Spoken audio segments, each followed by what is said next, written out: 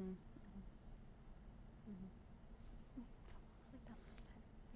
Good evening. Welcome to Midstate Magazine. I'm Aaron Morden. And I'm Danielle Haimski. Let's take a look at the news. It may only be September, but stores everywhere are preparing for what's expected to be a big season for sales. In preparation for the holidays, Kohl's, Walmart, and Target are just some of the stores announcing seasonal hiring in anticipation of the rush. Kohl's plans to hire more than 67,000 seasonal employees nationwide. Walmart is expected to hire 60,000 seasonal employees this year, almost a 10% increase from last year. Target is hiring 70,000 seasonal workers, the same number as last year. Of that, stores nationwide are expected to see about 50,000 employees. A group of tough guys showed their soft side today to help out people in need. About 300 bikers paraded through the streets of Peoria in the 24th annual Benefit Ride Saturday. The money goes to Southside Office of Concerns and Pekin's Christian Civic Outreach Center. Riders hope the event will shed some light on all the good they do for the community. That's why we've been doing it for 24 years, and we're in coalition of many motorcycle organizations, and we're always the first person to step up to bat to help people in the community in any way we can, said Mac Lemons. Their goal this year was to top last year's earnings of $20,000. Students have been in the classroom for about a month now, and their curriculum continues to be the subject of some controversy. Dr. Duke Pesta teaches English at the University of Wisconsin-Oshkosh. He recently spoke at Peoria's Gateway building about the dangers of Common Core. It's a message he has delivered more than 200 times. According to corestandards.org, Common Core is an outline of what students should know when they complete each grade level, but the concept has left some parents on the fence. A community is doing everything they can to give back to the family of a man from Morton who passed away back in August. Beloved teacher Joel Stanfield died from a heart-related illness at the age of 35. The third-grade teacher at Lincoln Elementary School also coached varsity men's tennis on Saturday. The hair salon, Sheer Perfection, paired together with numerous businesses to offer free services for donations to the Stanfield family. Now let's go to Katrina for sports.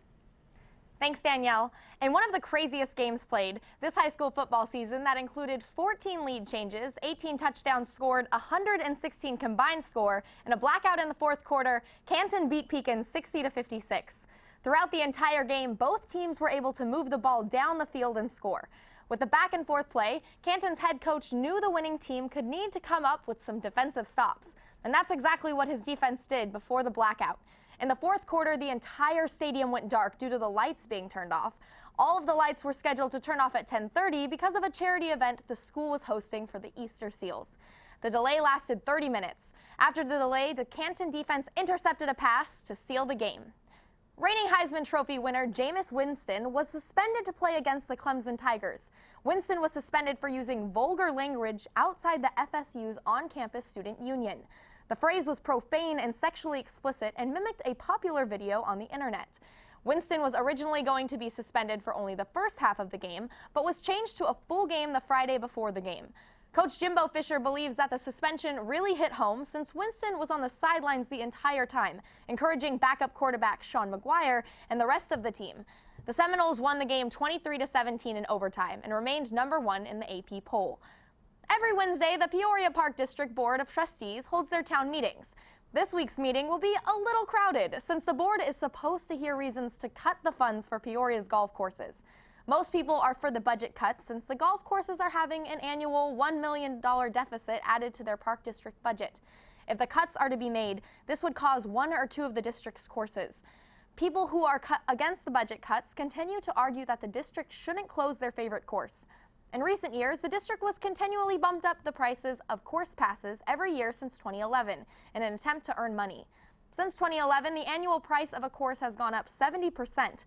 In the last year alone, it has gone up 43%. That's all for sports. Back to you, Danielle. Thanks, Katrina. A long line of Chick-fil-A customers got their fill of free food and were left with simple instructions: pay it forward. A man in a Chick-fil-A drive-thru in Abilene, Texas, handed over $1,000 to pay for his meal. The change was for those behind him in line. This random but generous act would help serve 88 people before it ran out. When a worker asked for the man why he was footing the bill for so many, he replied, "Mondays are so rough. I just want to help everyone have a good day." You know, I think that's an important lesson we can all learn. It's important to pay it forward and help those around you. Definitely. Well, that wraps up Midstate for the week. I'm Katrina Baumgartner. I'm Aaron Morden. And I'm Dil Haimski. Have a great night and be sure to join us next week. Kept fumbling. I said the word, I don't know.